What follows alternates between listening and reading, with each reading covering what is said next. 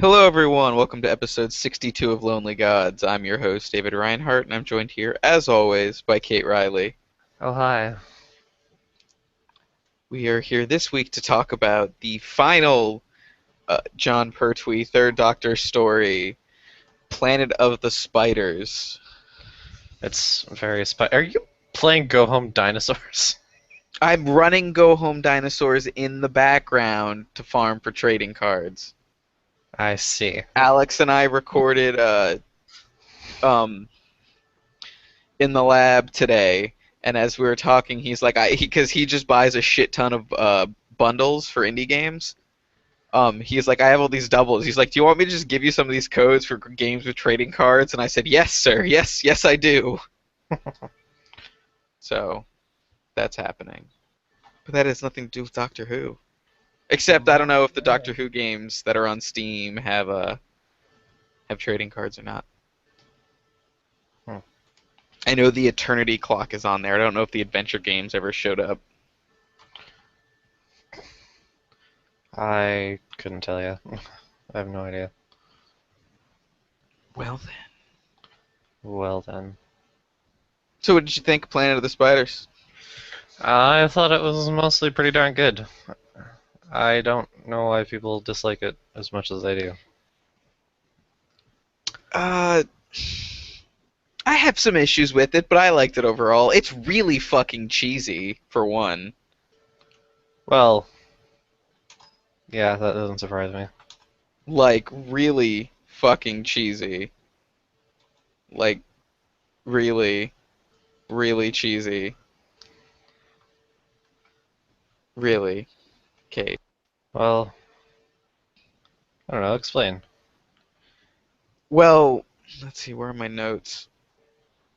That car chase is 10 minutes long, Kate. It Yep, is half of an episode. and I liked all of it. It is so goofy. They change cars like 6 times. Yeah, it's fun. I like it. And then at one point, it doesn't make any sense because they're like, quick, take this fork. And he turns to the right, and then he comes, like, it looks like he went around him. Like, the way they filmed that doesn't make any sense because the guy they were trying to catch up with was going straight.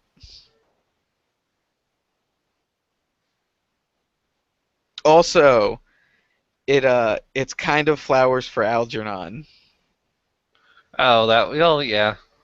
I It's don't it's care. I thought they did a good job of that, though. I thought it was that character is kind of offensive in this day and age, but I was cool with it. But How is it offensive? because he was like super mentally like played for So, laughs and it wasn't played for laughs. Well, not beaten really. on. I mean, yeah, people were mean to him, but they're the villains. They're not supposed to set a good example. They're assholes. Yeah, Clearly. I don't know, man. Just saying. You asked.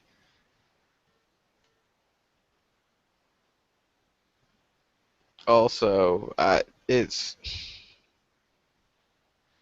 was just uh, the spiders didn't need to be there either. Like, I don't know why they decided to make the enemies spiders for some reason. They totally didn't need to be. I feel like Well, somebody wrote a script and then was like, someone else basically said, well, what if they were spiders? I don't know. Well, I Like, mean, them actually being spiders served no purpose to the plot. They well, so talked, what? they did normal things, they just also happened to be spiders. Okay. It was weird. And I expected an episode called Planet of the Spiders to be about a planet of giant spiders, and there was one fucking giant spider. Well, I don't know. Those other ones were pretty giant as far as spider sizes go. They were the size of like coconut crabs. Uh-huh. You know what those crabs are, right? Yeah. Yes-ish. If you Google it, they're the creepy ones that from like Australia or whatever that are fucking huge, Mm, like size of metal trash can big. okay. Yeah, that's the size of basically the same size as spiders. Okay. I don't know. I thought about it and I looked at them and I'm like, well, I kind of liked the spider puppet things. They didn't do a whole lot, but they were creepy looking because they looked fake, but real, and like you could obviously they were obviously fake, but there was still something eerie about them. I don't know, they bothered me. And it made me realize, as scary as a spider that size would be, I could still just step on it. That would be a disgusting mess. It would be a disgusting mess, but it would be better than being bit by a spider that size. Eh, I don't know. I might just roll over and die if I was confronted with a spider that big. I think, just, that's good. I'm done.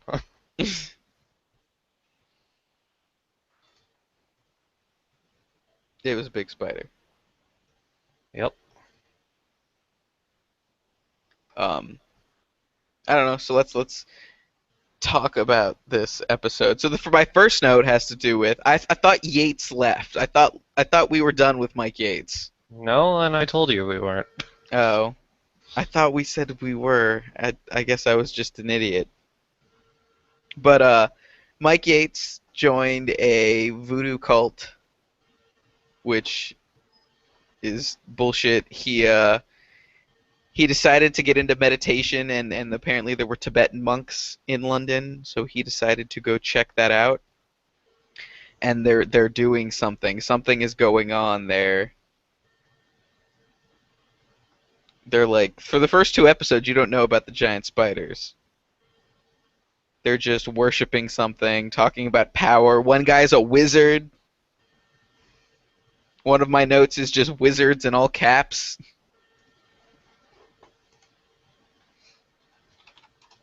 Because we finally got more evil wizards.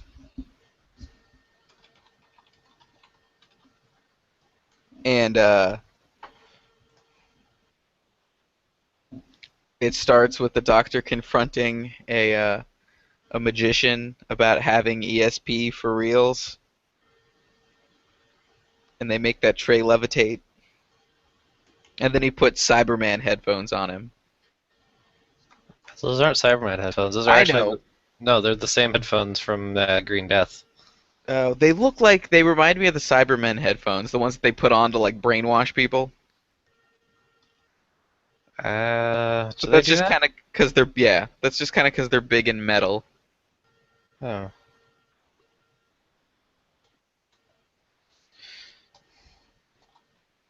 And then you posted the picture, a screenshot of that to Facebook with the quote, "Beats by Doctor Who."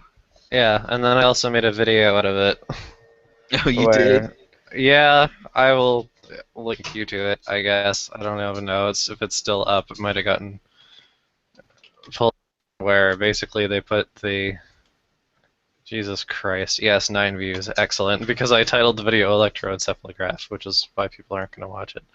Anyway, basically, what I did is I edited the footage so that the doctor essentially puts the headphones on the professor, turns the machine on, cue incredibly obscene rap song with, everyone kind of looking vaguely uncomfortable for a few seconds.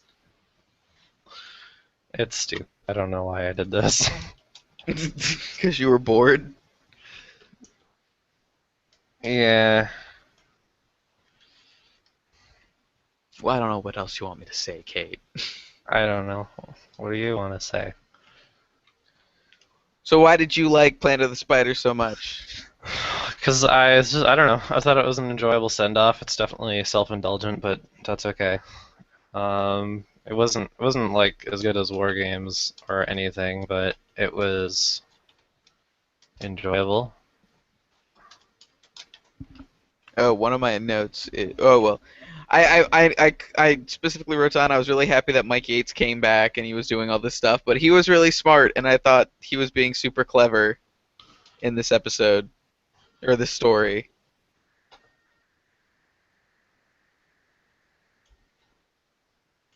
I liked how when he was trying to. Uh, Sarah Jane was kind of thick in this story. Thick. She was like when Mike Yates was trying to get them out of there, and she just was not understanding what the fuck was going on, and I don't know. She didn't have a whole lot to do, I thought. I see.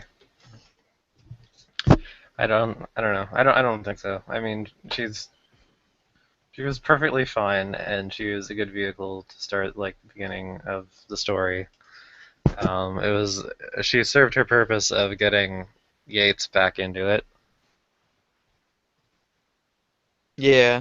You know, What'd you because think of like the wizards? what wizards? What the fuck are you even talking They about were half the wizards. time? They were doing magic. What? Sort of. They were channeling mental energy into force lightning. Sure.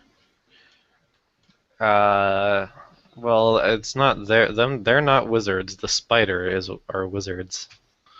The spiders are letting them do that. They can't do that on their own. I know, but they were like wizards. You didn't know that at first when I wrote that note, because the spiders hadn't shown up yet. Well, whatever. I don't know what to tell you.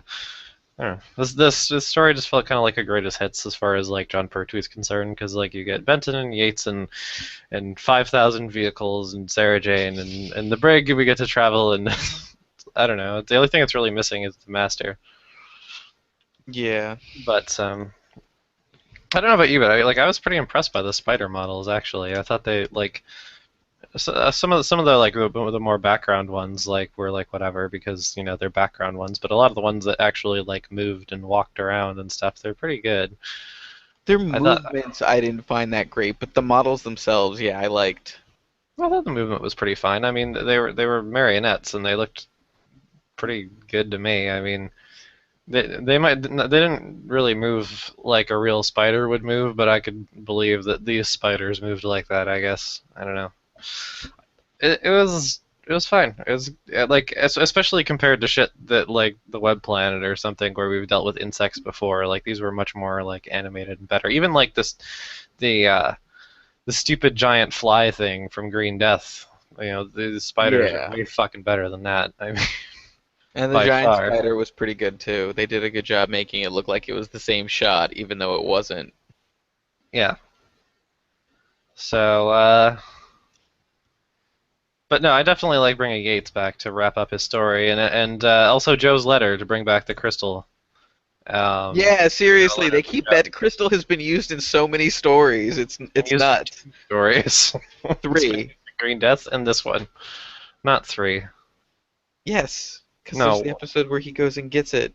that's in the Green Death. That's like the first episode of Green Death. I thought they used it another time recently. No, they talk about Metebelus III, the planet, a lot, but they haven't used the crystal more than Oh, more okay. than. Well, that's what I mean is they keep talking about this trip. It's been like this through line in a bunch of different episodes, or not like a through line, but just like mentioned in a bunch of different episodes. Yeah, it's been pretty much all since throughout the last season and then into this one, pretty much.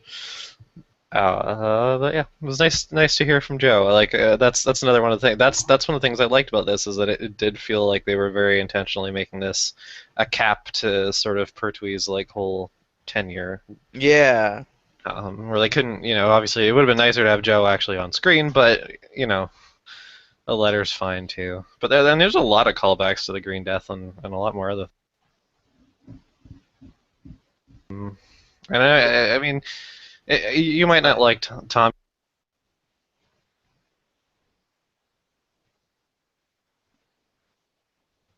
I feel this is gonna make me sound like the worst person in the world, but I can't stand retarded people at all. I hate them. Yeah, yeah, that kind of makes you the worst person in the world. Yeah, it's not so much that like I'm like, man, these retarded people, fuck them. It's just I don't have the patience to deal with them that they deserve. So we're not a good mix because I can't, and I have relatives who are mentally frickety fucked. And I don't know. I find them immensely frustrating to be around. I know that's not fair, so generally I just try to avoid the whole thing. But I generally have very little patience for that, and as a result, the multitude of like you know Oscar bait famous actor as retard movies, like make your eyes rain. um, So what you're Those, saying is you hate Forrest Gump? I don't actually hate Forrest Gump. That might be the exception that proves the rule. But Forrest Gump isn't that great. It's fun. It's way overrated. It's fun. I don't know if I'd call it overrated. I don't really know how rated it is. Everyone likes it, but I don't think I've ever talked to anyone who's like, man, Forrest Gump is my favorite movie ever. But maybe I just don't know enough people. Anyway, my point is that I think it's a testament to how well Tommy was performed that I actually found him to be a likable character, in spite of his handicap, both kind of before and after his crystal-induced transformation. Flowers of Algernon transformation. Yeah, and I don't even like Flowers for Algernon. Fuck that. Why did Flowers for Algernon was great? It was really sad. Ugh. Ugh. No, that shit just gets under my skin. But this guy was pretty good, and I liked. What else? Oh, the Brigadier. There's a point in where the Brigadier is one of the doctors at unit because Clegg has croaked because of the Doctor's mind probe or whatever, which is like, good job, Doctor. Yeah. Anyway, when he's on the phone, the brig asks for Dr. Sullivan, who will actually become a companion in the next story. Ho ho ho. So call forward, not just call back. Ooh. Yes. Let's see. What else? So that little gyroplane whirligig that they had for the chase sequence, which is fucking hilarious, by the way. Yes. It's so funny. Apparently that fucking thing fell over while it was running and just like tore itself apart and flung debris and shit everywhere and almost killed everyone. It was pretty awesome. I really like that. The chase sequence is fun because it's so ridiculous, and you're like, how much longer is this going to go? My note is, it's fun and all, but this chase sequence is half an episode. What is this? Anime! It just keeps going. And then they get the hovercraft. It was anime before anime. It was just... And they ran over the guy in the hover. It's not anime before anime. Like, anime takes forever to do something because they're fucking cheap. They must have spent a lot of money on this. Oh, I know. And because it's like we had 2 cars, and then we had 2 cars and a helicopter, and then we had... The Who-mobile flies. The Who-mobile fucking flies. And then a hovercraft. Yeah, and then a hovercraft. Which is hilarious because they actually run over a person with the hovercraft. Yeah. Which is not something I ever considered possible. Well, it's not a hovercraft, it's an airboat. Well, whatever it is. They called it a hovercraft. It's an airboat. I don't from get Florida. It's a fucking airboat. I know what it is. I'll tell you a secret. I don't care. I know. Alright. That chase sequence was Lupton going, I'm getting away. Look over shoulder. Oh, fuck, it's the Doctor. And then change vehicles. Same thing again. Change vehicles. Same thing. And the whole thing could have been avoided if the spider had just teleported him away, like, in the first place, instead of fucking waiting until they're in a speedboat chase or something. But the thing is like, you know, Jon Pertwee is Jon Pertwee. He loves weird vehicles. He loves to drive weird vehicles. Any chance it was a perfect send off for his final story. Was a ton of vehicles. And well, that's exactly what it was. Is that, you know, the writer of the story wasn't terribly pleased with having to shoehorn all these vehicles in. It was kind of a farewell gift for Jon Pertwee, and as I understand it, basically they were like, here's all these vehicles that we have access to, sprinkle them through the story wherever. And he's like, my story isn't really about vehicles, let's just fucking cram them all in a single scene. Let's get it over with, if we must. Which is kind of funny.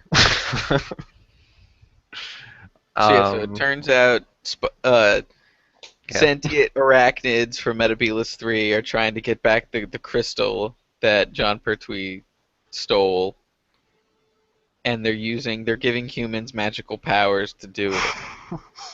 Yes, because it's the last crystal they need, or whatever, to achieve ultimate power and dominion. For their queen to extend her mind over the entire universe and control everything. Yes.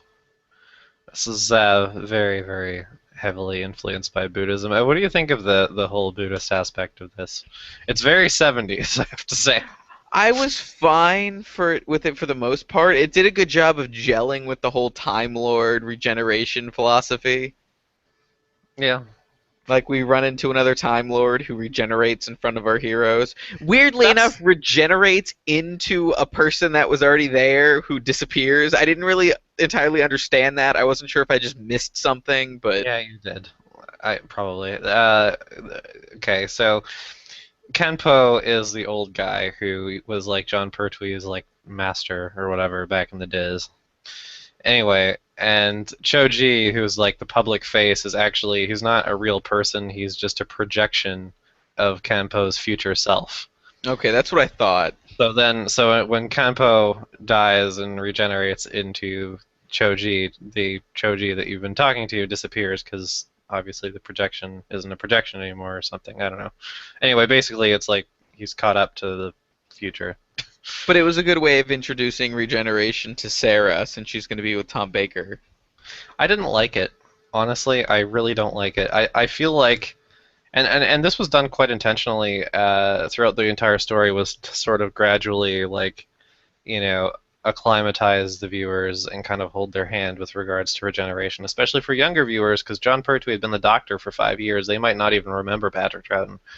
Um, so, but I felt like it was a little too safe. It was a little too much hand holding. It was a little bit too much stroking you and going, it's going to be okay. It's all right. He's changing, but it's going to be fine. Well, I thought And I found him dying, like the whole regeneration scene for Jon Pertwee to be remarkably somber and kind of like it respectful to was him. until the little Buddha genie showed up. Well, yeah, that part. That was stupid, and like with the monk regenerating, I feel like we didn't need that at all because it made everything feel too safe. I feel like the story should have some jeopardy, and you know, in his last moments, if he had just told Sarah, "Don't worry, it's going to be all right. I'm going to change" or whatever, I could live with that, but it was too much of a muchness. I feel I like you're just thought it hammering that worked. too home too I far. thought that scene worked because of the brig. Just because he's Oh, like, like, oh oh god great, damn it. so this is gonna happen again. Fantastic. Yes. Well, the regeneration scene itself, I like. Until stupid I, fucking Buddha genie turns up because that's stupid. I don't even know why Jon Pertwee's regeneration would even need help to get pushed along. It makes no yeah, sense but I at all. It doesn't make I sense. really like New Who regeneration, and I know we couldn't have done that back then, but I don't know. I mean, it's a simple crossfade. It's like it doesn't have a lot of like fanfare and fireworks, but I don't know if it needs to. Um, I feel like you might want it to be a bigger moment, but the regeneration scene, like you said, it is very somber. So I mean, I don't know if having him go off like a firecracker would necessarily be appropriate. have you Um, finished the specials yet? no, and I don't give a shit. You're just gonna have to suck it up and live with that Because fact. I want to. I can't talk about some of this stuff in reference to scenes like this, Kate. I don't care. You suck. I actually thought the footage they had of the very first regeneration, where they went from Hartnell to Troughton, actually looked really good. And I don't know if it was because it went black and white or whatever, but I feel like it wasn't just the crossfade, but it was almost like light was bleeding through from under the face, which Yeah. looked quite good. And of course, Troughton didn't really get to see. He just kind of tumbled into darkness with no head, which sucks. This one's simple, and I like Sarah Jane, and I like that she tears up, and the brig being silent but definitely sad in a sense, and then there's a Buddha genie. I don't like it. Yeah, that was really dumb. Because why on earth would his regeneration need a push to get I going? don't Like he know. Because wasn't. that scene was like it was really good until that point. It was really good. Like it was.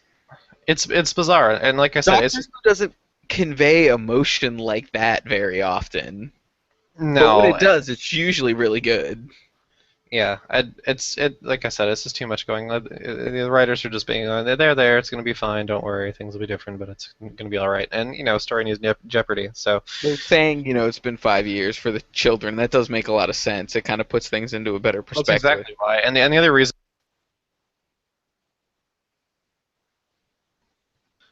This time, they didn't want to have to go through the whole thing like they did in Spearhead from Space, where the Brick's like, "Who is this man? That's not the Doctor I knew." Blah blah blah. They're like, I don't even want to deal with that again.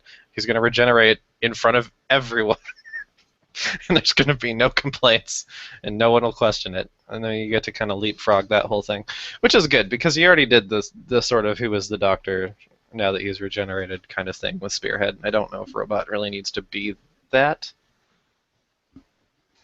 Yeah.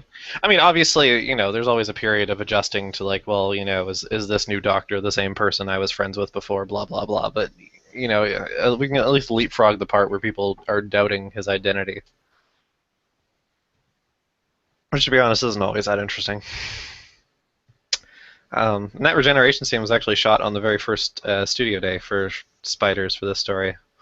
I don't really remember why, but that would be awkward and strange.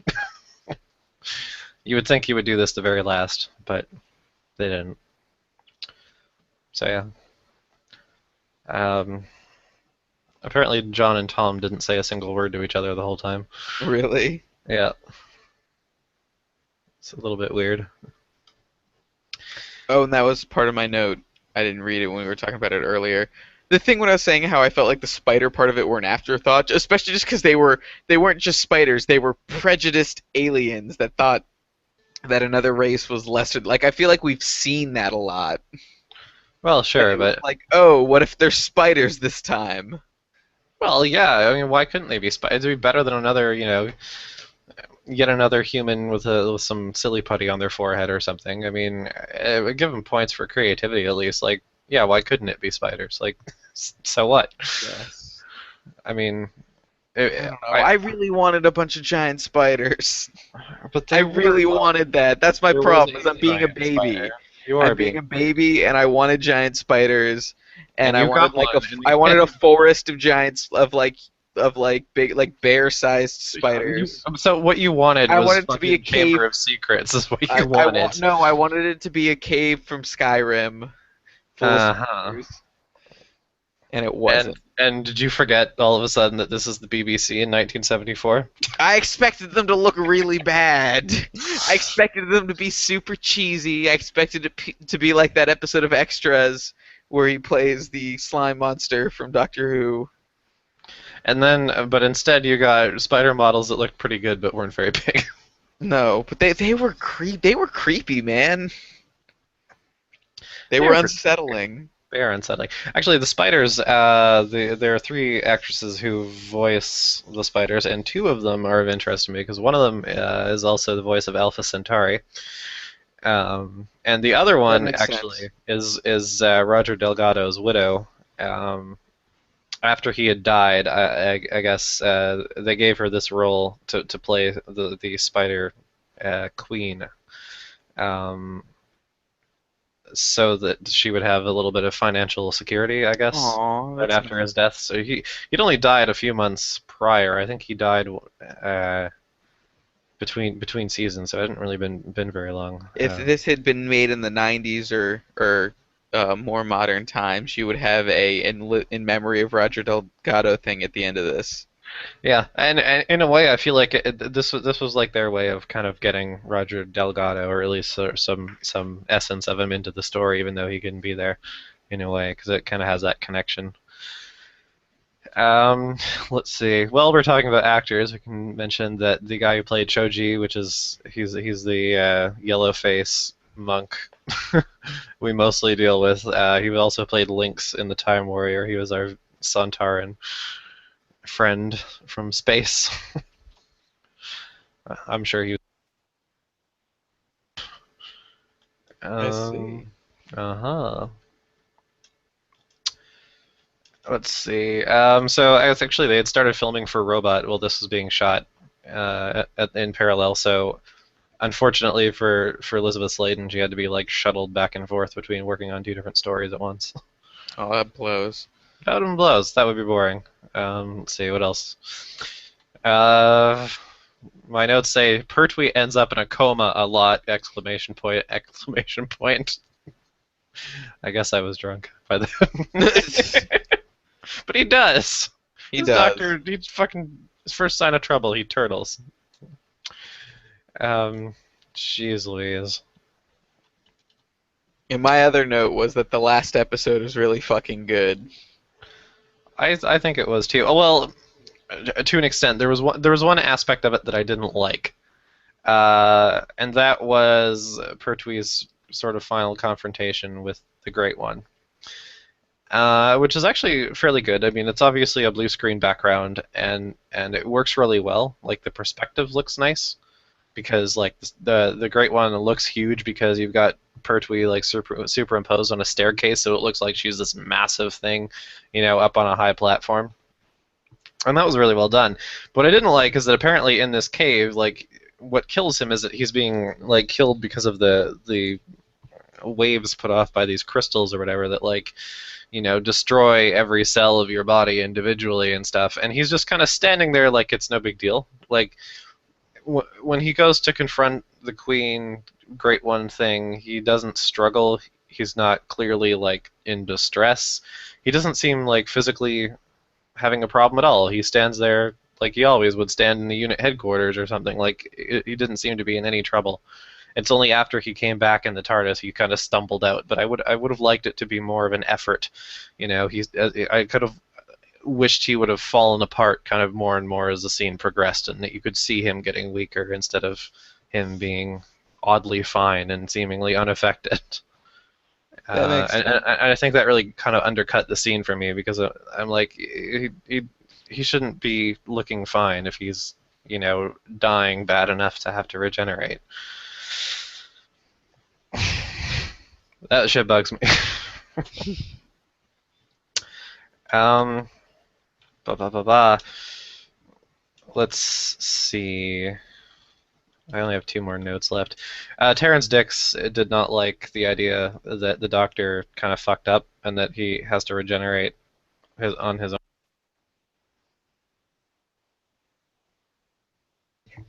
Why did that like bother him so much? Well, he didn't like the idea that the Doctor could be flawed and would make a mistake. He kind of preferred the Doctor to be, your wise and capable hero at all times. But I like the idea that the Doctor can make a mistake every once in a while. oh yeah, and that's what makes some of the more interesting parts of a story, or at least the ones that include it. I mean, obviously he can't be bubbling around space, fucking up all the time, and I don't think he really needs to be a dark character. I think the sense of humor and No, and, and the enthusiasm is always a part of the Doctor's character, but sometimes you can fuck up. especially with all the fucking anime and mangas I've been reading lately. It's like a common reoccurring theme in a lot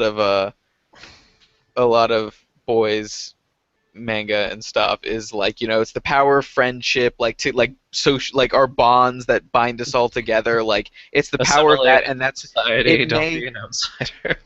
it's but well, not like that. It's all about being with friendship and like and stuff, and it's like because of that, because it's a more emotional, like caring about people place, you're gonna make mistakes sometimes, but because of that it'll also make you more powerful in the end. Hmm. Yeah, there was the audio that we listened to, the Peloton audio. That was really interesting because it was like, hey, Doctor, you made a mistake and you're being a dick. Yeah. And that's kind of how the story is too, where it's like, taking that crystal was a mistake, and you're gonna have to, fix it because of your own thirst for knowledge and experience. You stepped over the line and you caused a problem, and now you have to go fix it and pay for it. And I do like that theme. And that's something that again I felt was undercut by how much handholding there was, because if you had let the story have a greater sense of menace, I feel like that message would have been even more powerful, because it's like, we don't know if everything's going to be okay, but he's going to go anyway. So blah. Blah. Blah. Last, oh no, never mind. I have two more notes. The last one with any like substance to it is that the episodes of this story kept underrunning like time-wise, and so they kept like borrowing stuff from the beginning of the next episode, and it kept going like that for 5 episodes until you get to episode 6. It's running 5 minutes short, so that's why you have basically old footage from a recap and new footage mixed in together in episode 6 to kind of pad things back out because they kept taking more and more on borrowed time, which is also why some of the cliffhangers in these episodes are a little bit like wonky, because they weren't meant to be cliffhangers. They were just part of the beginning of the next episode. Because I mean, I noticed a lot of moments where towards the end of an episode you see something that you're like, oh, this is the cliffhanger, and then it's not, and it keeps going for a couple of more minutes. Yeah. So that's why. And last but not least, I kind of stopped keeping track of the viewing figures too much, but since it's Jon Pertwee send-off, Planet of the Spiders' ratings peaked at 10.1 million viewers. So that's pretty good, because that's a lot of eyeballs. That's in fact 20.2 million eyeballs.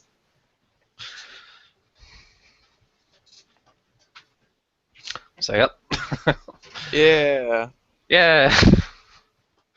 Are you gonna miss Jon Pertwee? I am. I really like Jon Pertwee. I've liked every Doctor. I always miss every Doctor. I don't know how much I'll miss him, honestly. It's not that I disliked him, but and they He all had, I grow on think, me, and I do all like them, but I feel like I have I feel like I have the least affection for his Doctor so far I'll out of these miss first 3. Joe more than I'll miss him. Interesting. I like Joe a lot. Hmm. She grew on me. Yeah, I feel like it was really like a it fungus.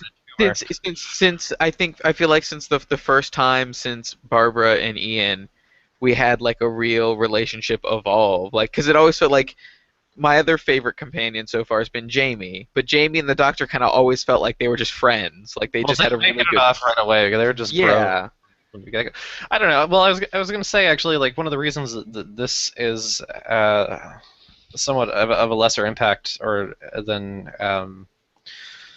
than War Games, and one of the reasons I'll miss Jon Pertwee's Doctor less in a way is because we still have all the things that come with him. It's not like we're still gonna have the Brig, we're still gonna have Sarah. You're not leaving everything behind the way that you were with Patrick Troughton, because not only did Troughton regenerate, but Zoe and Jamie got mind wiped, so they're going to be gone too, and you kind of lose everything all at once in War Games. Yeah. And that makes it a lot more impactful in a way. Not that you'd have to throw everything out every regeneration, because you'd be running out of companions, but it does make the transition a little bit smoother. I mean, the same thing with Hartnell, because you still had Ben and Polly to kind of bridge the gap. It's not a hard cut the way War Games was. So I don't know. Makes sense. Makes sense. I don't really have anything else to say about it. No, we've been going for a while. Yeah, no, I think that's a good send off for this story. And next week will be exciting. It'll be exciting to talk about the Jon Pertwee's run in general, as well as I guess our usual season 11 wrap up. It bugs me that Pertwee went out on season 11. I feel like he should have left on season 10, like a nice number, not 11. Or season 12. Yeah, 11's a weird number. Yeah, I agree. Right. So, well, thank you everyone for listening, and we will be back next week with our season 11 and Third Doctor wrap up. Hooray. Bye, everyone. Well, shit.